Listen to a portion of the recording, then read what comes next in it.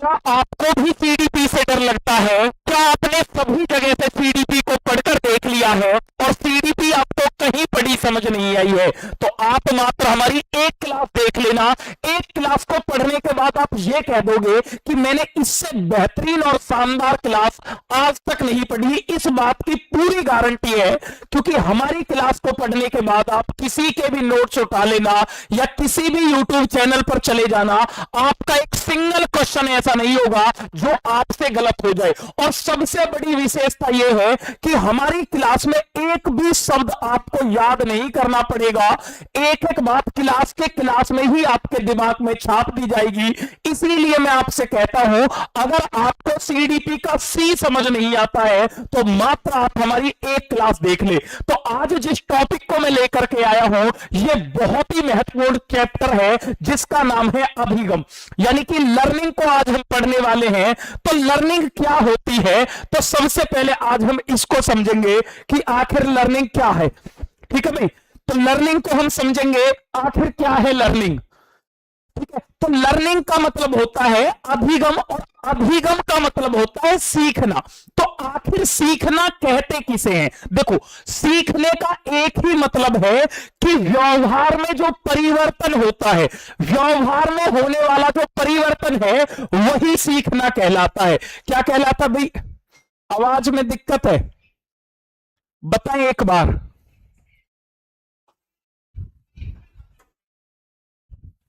बताओ भाई, क्लियर है आवाज?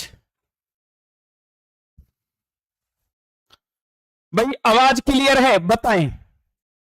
वॉइस क्लियर है? बता दो एक बार भाई।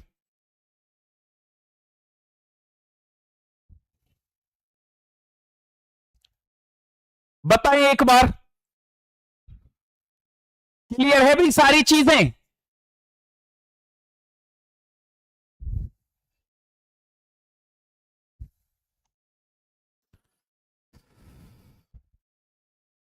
बताएं भाई।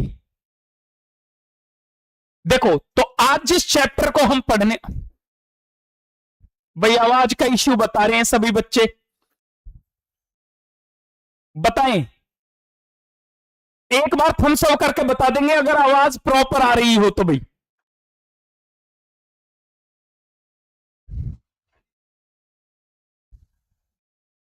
क्लियर नहीं है?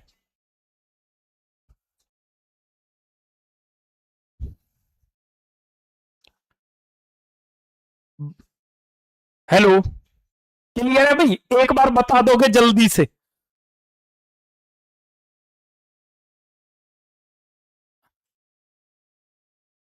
बंद कर दो भाई।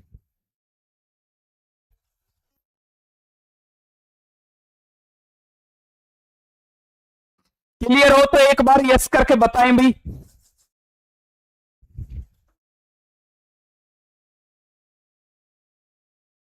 बता दोगे एक बार सभी बच्चे, अब अगर आवाज क्लियर आ रही हो सभी को तो?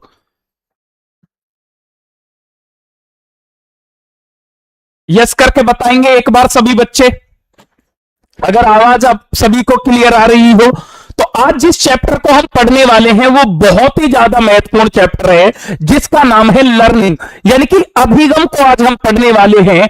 आखिर अभिगम क्या होता है? तो अभिगम का मतलब होता है सीखना। अब सीखना किसको कहते हैं, सबसे पहला क्वेश्चन यही आएगा और आपसे यहीं से एग्जाम में क्वेश्चन आता है कि सीखना आखिर कहते किसको है। तो आपके व्यवहार में जो आपके बिहेवियर में चेंज होता है उसी को सीखना कहते हैं, यानी कि आपके बिहेवियर में जो चेंज होता है उसी को क्या कहते हैं? सीखना कहते हैं। अब आपके व्यवहार में जो परिवर्तन होता है वो दो तरह से होगा। किसकी वजह से? या तो आप अनुभव के द्वारा सीखते हो, या तो आप अनुभवों के द्वारा सीखते हो, या आप प्रशिक्षण के द्वारा सीखते हो। देखो, आप केवल दो ही तरह से सीखते हो, या तो आप अपने अनुभवों के द्वारा सीखते हो या आप प्रशिक्षण के द्वारा सीखते हो। तो आपके व्यवहार में जो परिवर्तन, क्लियर नहीं है भाई? ठीक है। तो देखो, आपके व्यवहार में जो होने वाला स्थायी परिवर्तन है वही क्या कहलाता है, वही अभिगम कहलाता है। और व्यवहार में जो परिवर्तन होता है वो दो तरह से होता है, या तो आप अनुभवों के द्वारा सीखते हो, एक्सपीरियंस के द्वारा सीखते हो, या आप ट्रेनिंग के द्वारा सीखते हो। ठीक है भाई, क्लियर नहीं है आवाज?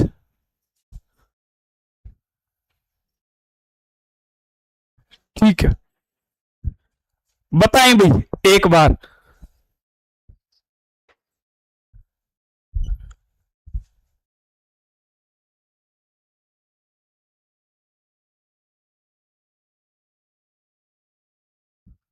ठीक है भाई, तो ये क्लास हम कल करेंगे, ठीक है।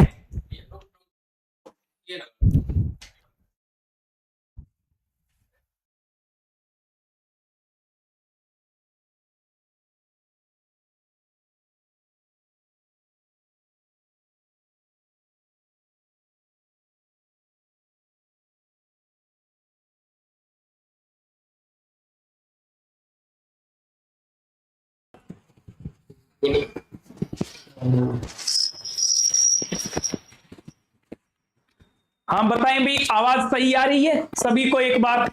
अब बता देंगे यस करके। अब आवाज क्लियर आ रही हो तो यस करके बता देंगे भाई।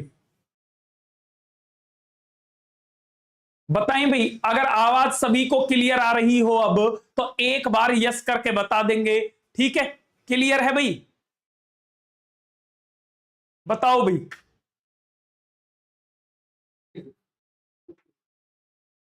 बताएं एक बार, थम्स अप करके बता देंगे भाई। एक बार थम्स अप करके सभी बच्चे बता देंगे अगर आवाज आप सभी को प्रॉपर आ रही हो तो। ठीक है भाई, तो अब हम चलते हैं। तो आज का जो हमारा टॉपिक है वो है लर्निंग यानी कि अभिगम।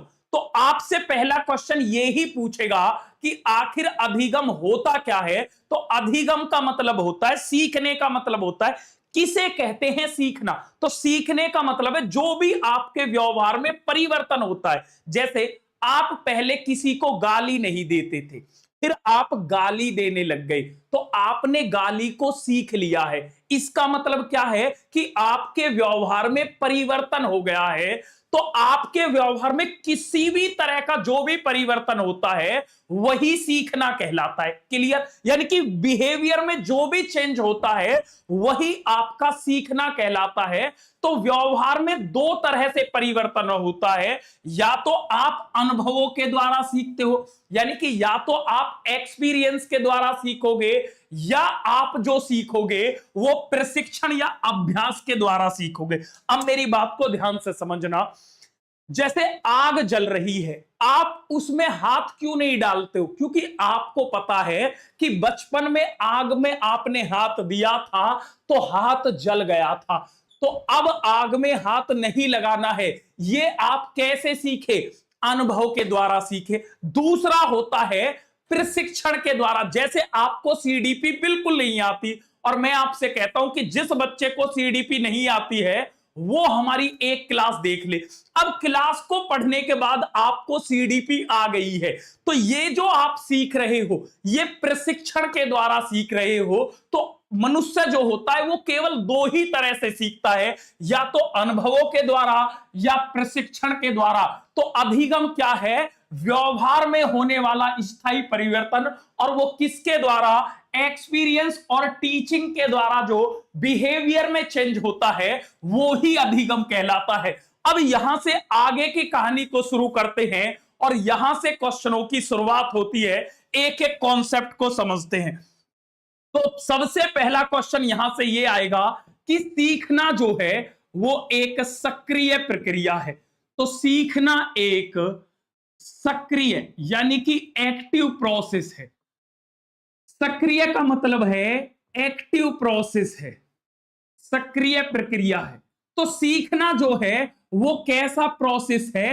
एक्टिव प्रोसेस है। तो यहीं से एग्जाम में क्वेश्चन आता है कि सीखना कैसी प्रक्रिया है, तो आप कहोगे एक्टिव प्रोसेस है। अब मेरी बात को समझना, जैसे मैं हूं, अगर मैं एक्टिव होकर के पढ़ाऊंगा तो आप बेहतर तरीके से सीखेंगे। और मैं ही सोते हुए पढ़ाने लग जाऊं, क्या आपको बेहतर तरीके से समझ में आएगा? आप कहोगे बिल्कुल नहीं। तो जब प्राणी एक्टिव होकर के किसी कार्य को करता है तब वो बेहतर तरीके से सीखता है। इसीलिए पूरे सीटेट के एग्जाम में जहां आपको निष्क्रिय शब्द दिख जाए, और ये दिखेगा ही दिखेगा, जहां आपको पैसिव वर्ड दिख जाए उस ऑप्शन को तुरंत काट देना है। आगे कुछ पढ़ना ही नहीं है, क्योंकि लर्निंग जो है वो एक्टिव प्रोसेस है।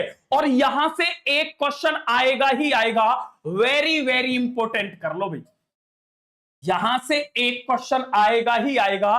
तो लर्निंग जो है वो एक एक्टिव प्रोसेस है। कैसा प्रोसेस है? एक्टिव प्रोसेस है। कैसा प्रोसेस है? एक्टिव प्रोसेस है। तो जहां भी पैसिव शब्द की बात आ जाए, जहां निष्क्रिय शब्द आ जाए, उसको तुरंत काट देना, उस ऑप्शन को ही काट देना है। क्यों? अब आपसे कहेगा कि जो शिक्षण है उसमें केवल छात्र एक्टिव होना चाहिए या टीचर एक्टिव होना चाहिए या दोनों ही एक्टिव होने चाहिए? आप बताओगे जल्दी से, एक बात बताओ, स्टूडेंट एक्टिव होना चाहिए, टीचर एक्टिव होना चाहिए या दोनों ही एक्टिव होने चाहिए? जल्दी से आंसर आना चाहिए आप सभी का। देखो, सीखने की प्रक्रिया में स्टूडेंट या टीचर दोनों ही एक्टिव होने चाहिए, स्टूडेंट भी और टीचर भी। तो हमारा पूरा सीटेट का जो एग्जाम है वो एक ही बात पर टिका हुआ है कि लर्निंग जो है वो एक्टिव प्रोसेस है। यानी कि हमें बच्चा हो चाहे शिक्षक हो, दोनों को सक्रिय रखना है। तो जहां निष्क्रिय शब्द आ जाए तुरंत काट दोगे। एक नंबर बिल्कुल पक्का हो गया है, यहां से एक नंबर फिक्स है। लो मैं लिख देता हूं, फिक्स है भाई साहब, एक नंबर मिलेगा ही मिलेगा। जहां आपको निष्क्रिय शब्द दिख जाए तुरंत काट देना, क्योंकि लर्निंग जो है वो एक्टिव प्रोसेस है। अब एक एक बात आपके दिमाग में यहीं से फिट करता हुआ चलूंगा। अब दूसरा पॉइंट समझना। एक बात बताओ भाई, मुझे एक बात आपसे जाननी है, सबसे ज्यादा आप अपने घर में सीखते हो, स्कूल में सीखते हो या समाज में सीखते हो? जल्दी से मुझे बताओगे सबसे ज्यादा आप कहां से सीखते हो? देखो, मनुष्य जो होता है वो एक सामाजिक प्राणी होता है, और हम जो सबसे ज्यादा सीखते हैं वो समाज से सीखते हैं। क्योंकि टीचर हो चाहे हमारे घर परिवार के लोग हो, वो सब हमारे समाज का हिस्सा होते हैं। इसीलिए सीखना एक सामाजिक प्रक्रिया है, वेरी वेरी इंपॉर्टेंट है। कई बार यहां से पूछा गया है कि सीखना एक सामाजिक प्रक्रिया है, बहुत ज्यादा इंपॉर्टेंट है। सीखना एक कैसा है? सामाजिक प्रक्रिया है, सोशल प्रोसेस है। अब मैं आपको बताऊंगा सोशल प्रोसेस क्यों है। भाई एक बात बताओ, सबसे ज्यादा हम कहां से सीखते हैं? समाज से सीखते हैं। किससे सीखते हैं? समाज से सीखते हैं। जैसे अभी जंतर मंतर पर प्रोटेस्ट चल रहा है, और उस प्रोटेस्ट में लोग जो हैं वो आपसे अपील कर रहे हैं कि आप पत्थरबाजी बिल्कुल ना करें, क्योंकि ये इस धरने को वरना खत्म कर देगा। आप हिंसा का रूप ना अपनाए, आप अहिंसा को माने। चाहे वो पुलिस हो, उसको भी हिंसक कार्रवाई नहीं करनी चाहिए, चाहे वहां जितने भी हमारे स्टूडेंट प्रोटेस्ट कर रहे हैं उनको भी। तो ये हम कहां से सीख रहे हैं? ये हम समाज से सीख रहे हैं कि हाँ जी, हिंसा नहीं करनी चाहिए, हिंसा बेकार बात है। जिसको चोट लग रही है वो भी किसी का भाई है, वो भी किसी की बहन है, वो स्टूडेंट भी किसी की बेटी है। तो हमें हिंसा का रूप नहीं लेना चाहिए। तो हम कहां से सीख रहे हैं? समाज से सीख रहे हैं। तो सीखना जो है वो एक सामाजिक प्रक्रिया है। तो अब तक केवल मैंने 2 पॉइंट बताए हैं कि सीखना एक सक्रिय प्रक्रिया है, एक एक्टिव प्रोसेस है। दूसरा, सीखना एक सामाजिक प्रक्रिया है, यानी कि सबसे ज्यादा हम समाज से सीखते हैं। तीसरी मैं बात को बताता हूं। अब एक एक पॉइंट आपके दिमाग में यहीं से फिट कर दूंगा। अब एक एक बात आपको अच्छे से पता होगी। एक बात बताओ, अगर जैसे आपका पूर्व ज्ञान है, जो चीज आपने पहले से सीखी है, ठीक है, मेरी बात को समझना, जैसे आपको पहले से कुछ ज्ञान है, ठीक है, तो जो कुछ आपको पहले से आता है, मान के चलो मैं तो ये जानता हूं आपको 2 दूनी 4 आता है, तो जो आप पहले से जानते हो वो आपका पूर्व ज्ञान होता है। आज एक ऐसा क्वेश्चन बताऊंगा जहां से क्वेश्चन आना ही आना है और 1 नंबर बिल्कुल पक्का हो जाएगा। देखो, जो कुछ आपने सीखा है वो आपका पूर्व ज्ञान कहलाता है। जो आपने पहले से सीखा हुआ है वो क्या कहलाता है? पूर्व ज्ञान कहलाता है। अब एक बात बताओ, अगर मैं आपके पुराने ज्ञान में नए ज्ञान को शामिल करूं तो ज्ञान बढ़ेगा या नहीं बढ़ेगा? मुझे तो बस इतनी सी बात बता दो। एक एक देखो, आप क्या करते हो, आप चीजों को रटते हो, एक शब्द नहीं रटना, ऐसे समझना, मेरी बात समझो। जैसे ये गिलास है, इसमें पहले से पानी है, ठीक है? ऐसे ही आपके दिमाग में पहले से कुछ ज्ञान है। अब इस गिलास के पानी में मैं इसका पानी और मिला दूं, क्या ये पानी बढ़ेगा या नहीं? बिल्कुल बढ़ेगा। ऐसे ही आपके दिमाग में पहले से चीजें हैं, अगर मैं उसमें नई चीजें शामिल कर दूं तो आपका जो सीखना है वो बढ़ जाएगा। तो यहां से 2 क्वेश्चन पूछता है, और कैसे क्वेश्चन पूछे जाते हैं कि बच्चा का जो पूर्व ज्ञान होता है, बच्चे का जो पूर्व ज्ञान होता है, पूर्व ज्ञान मतलब प्रीवियस नॉलेज का मतलब होता है जो कुछ बच्चे ने पहले से सीखा है वो महत्वपूर्ण है और हमें उसका सम्मान करना चाहिए। हमेशा बच्चे के पूर्व ज्ञान से नए ज्ञान को जोड़ करके हमें पढ़ाना है। तो यहां से 3 तरह से क्वेश्चन आएगा। पहला तो ये कि बच्चे का पूर्व ज्ञान महत्वपूर्ण होता है। बच्चे का पूर्व ज्ञान का मतलब है प्रीवियस नॉलेज, समझ गए? पूर्व ज्ञान महत्वपूर्ण है। बच्चे का पूर्व ज्ञान महत्वपूर्ण है। शिक्षक को उसका सम्मान करना चाहिए। बच्चे के पूर्व ज्ञान का हमेशा क्या करना है? उसका सम्मान करना है। अब मेरी बात को समझना, यहीं से सम्मान करना, यहां से 3 तरह से क्वेश्चन आएंगे और मैं तीनों कॉन्सेप्ट बिल्कुल क्लियर कर दूंगा, क्योंकि हमारी क्लास की सबसे खास विशेषता यही है कि आप एक एक चीज समझोगे क्लास के क्लास में। एक बात बताओ, जैसे आपको पहले से कोई ज्ञान आता, मैं तो ये मानता हूं कि आपको 2 दूनी 5 आता है, कम से कम आपको ये तो पता है कि 5 एक गिनती होती है। तो बच्चे का जो पूर्व ज्ञान होता है वो महत्वपूर्ण होता है और एक शिक्षक के रूप में हमेशा उसको सम्मान करना है। तो बच्चे की कोई भी भाषा हो, कोई भी संस्कृति हो, बच्चे का कोई भी ज्ञान हो, हमेशा शिक्षक को उसे प्रोत्साहित करना है, उसका सम्मान करना है। बात समझ गए? यानी कि हमें स्टूडेंट का हमेशा क्या करना है? सम्मान करना है। क्या करना है? सम्मान करना है। तो बच्चे की कोई भी भाषा हो, कोई भी संस्कृति हो या बच्चे का कोई भी पूर्व ज्ञान हो, हमें उसका सम्मान करना है। क्यों करना है? क्योंकि पूर्व ज्ञान जो होता है वो महत्वपूर्ण होता है। पूर्व ज्ञान में नए ज्ञान को शामिल करने से अधिगम बढ़ता है।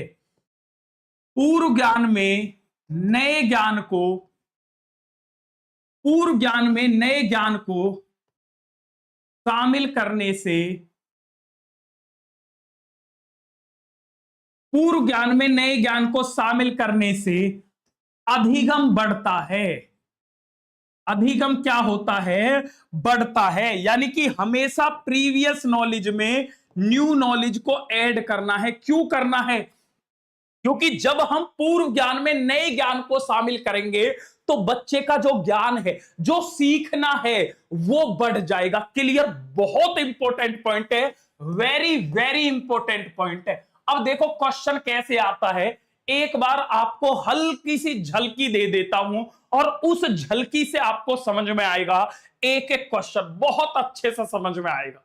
ठीक है, देखो कितना बढ़िया क्वेश्चन है। ये रहा क्वेश्चन।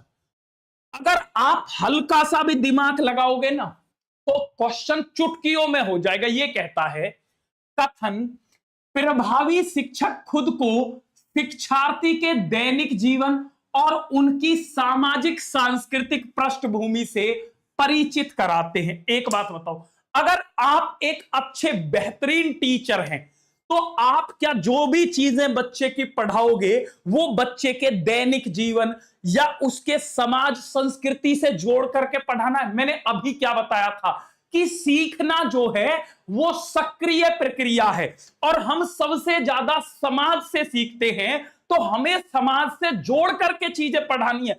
बिल्कुल सही बात है। बताओ इसमें इतना सा भी डाउट हो, इतना सा भी डाउट हो, ऐसे ऐसे कॉन्सेप्ट बताऊंगा, आप ये कह दोगे सर बिल्कुल मजा आ गया है। अब ये कहता है कारण कि सीखना सामाजिक संदर्भ में होता। अभी मैंने क्या बताया कि सीखना जो है वो एक सामाजिक प्रक्रिया है, यानी कि सबसे अधिक हम जो सीखते हैं वो कहां से सीखते हैं, समाज के द्वारा सीखते हैं। ये इसलिए ये भी बात पूरी तरह से सही है। अब बच्चा मुझसे कहता है कि सर कथन और कारण के जो क्वेश्चन होते हैं मुझे उसमें बहुत समस्या होती है। मैं कहता हूं क्यों समस्या होती है?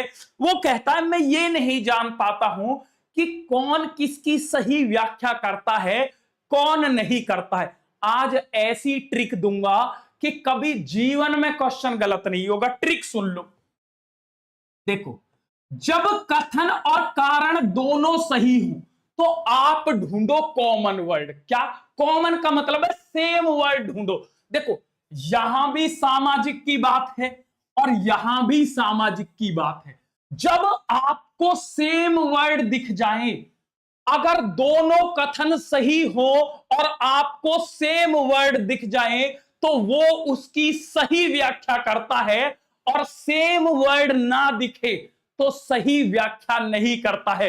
देखो, दोनों सही हैं और सेम वर्ड दिख गए तो ये इसकी क्या करता है? सही व्याख्या करता है। बताओ कोई डाउट है यहां तक?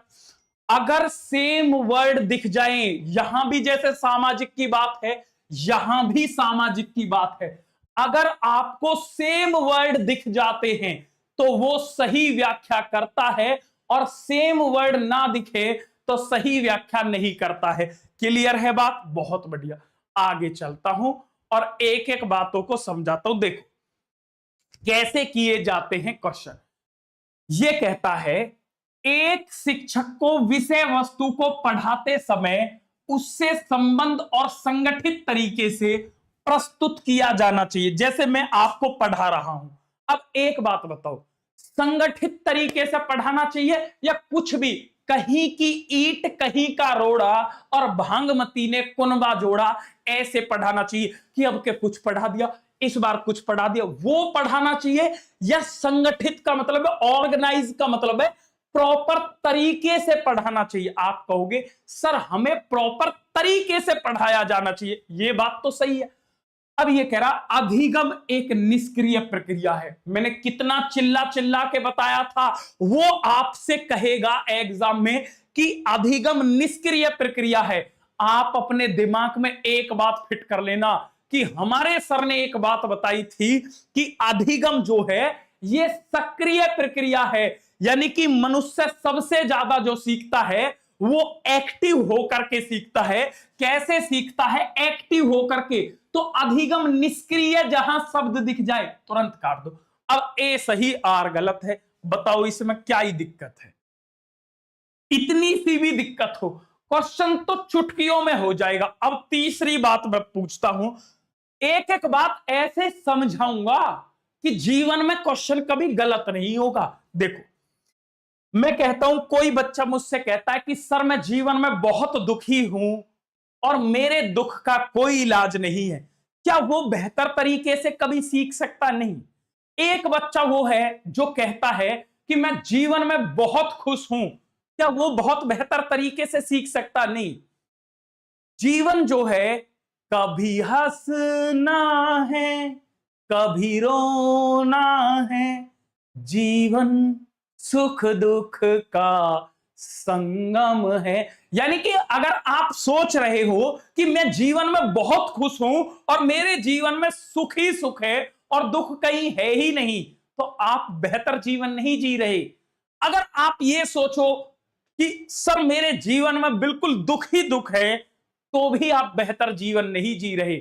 आपके जीवन में जब दुख और सुख का तालमेल होगा, जब बैलेंसिंग होगी, जब संतुलन होगा, वही असली जीवन है कि जब दुख आए तो तुरंत सुख आ जाए, जब ज्यादा सुख हो जाए तो थोड़ा सा दुख आ जाए। तो इसका मतलब जीवन में जब संतुलन होगा तब हम बेहतर तरीके से सीखते हैं। एक एग्जांपल देता हूं, जीवन में नहीं भूलोगे, ऐसे स्टोरी से दिमाग में एक एक बातें सेट कर दूंगा।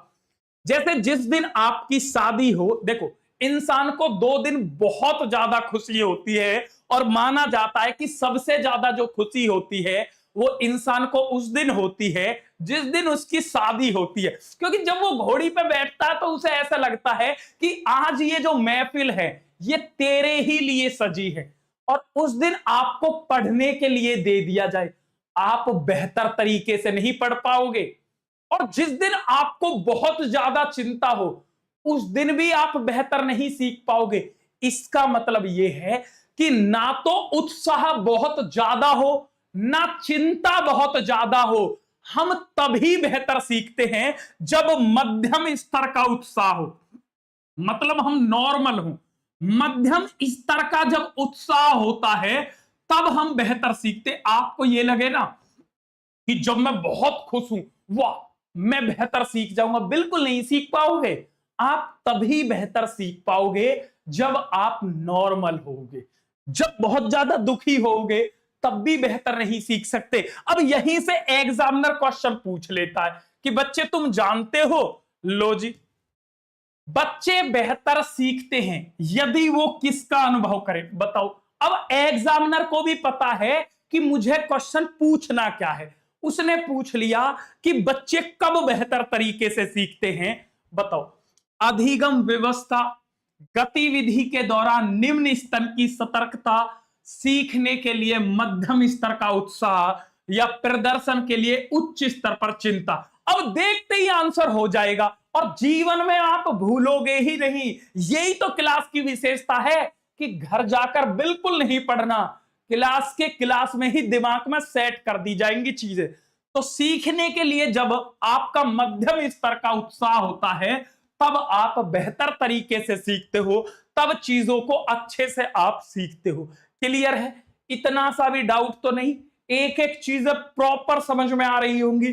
अब अगले पॉइंट की तरफ हम चलते हैं जो और भी बहुत ज्यादा इंपॉर्टेंट है। जैसे देखो, जैसे बच्चा होता है, कभी कभी बच्चा बहुत उदास हो जाता है और वो कहता है सर मेरी नैया को पार लगा दो, मैं अब आपके भरोसे हूं। इसका मतलब है बच्चे के अंदर क्या होती है, भावनाएं होती है। जो भावनाएं होती हैं बच्चे की वो सीखने के लिए महत्वपूर्ण होती है। मेरी बात को समझते चलना, एक एक बात मैं क्लियर कर दूंगा अच्छे से। जो भावना होती हैं या जो संवेग होते हैं उनको हमेशा महत्वपूर्ण मानना है। बच्चे की जो भावनाएं हैं उनको महत्वपूर्ण मानना है हमेशा। इसीलिए बच्चे से जब आप लगाव रखोगे, मैं हमेशा यह कहता हूं कि जो बच्चा सभी जगह से पढ़कर फेल हो गया ना, उसे हमारी क्लास दिखा देना। क्लास को पढ़ने के बाद वो ये कहेगा मुझे टॉपर बनने से कोई नहीं रोक सकता। क्योंकि हम बच्चे से क्या रखते हैं, लगाव। और लगाव जो होता है वो सीखने में महत्वपूर्ण भूमिका निभाता है। तो भावनाएं, संवेग, जो लगाव होता है वो महत्वपूर्ण होता है। इसीलिए एक शिक्षक को हमेशा छात्र से लगाव रखना चाहिए। क्यों? जब मैं आपसे लगाव रखूंगा तो आप ये सोचोगे कि इस टीचर के लिए हम महत्वपूर्ण हैं। और जब बच्चा ये सोचता है कि इस टीचर के लिए मैं महत्वपूर्ण हूं तो बच्चा बेहतर तरीके से सीखता है। इसीलिए वो आपसे कहेगा कि भावनाएं या लगाव सीखने में महत्वपूर्ण भूमिका निभाते हैं। आप कह देना बिल्कुल निभाते हैं। लगाव या सीखना सीखने में महत्वपूर्ण भूमिका निभाता है। इसीलिए बच्चे की भावनाओं का सम्मान करना है। ठीक है, क्लियर हुई बात? तो लो क्वेश्चन आता है कैसे, अभी आपको दिखाता हूं।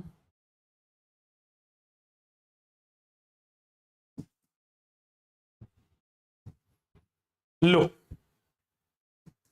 अब देखो, ये कहता है कि भय और तनाव का माहौल बनाने से छात्र सतर्क रहते हैं और सार्थक अधिगम की सुविधा मिलती है। क्या बच्चे के अंदर आपको डर बनाना नहीं, आपको, अब मेरी बात को समझना, आपको बच्चे को कभी भी ना तनाव, जहां तनाव की बात हो, जहां भय की बात हो, जहां डर की बात हो, आपको डर का माहौल बिल्कुल नहीं बनाना है।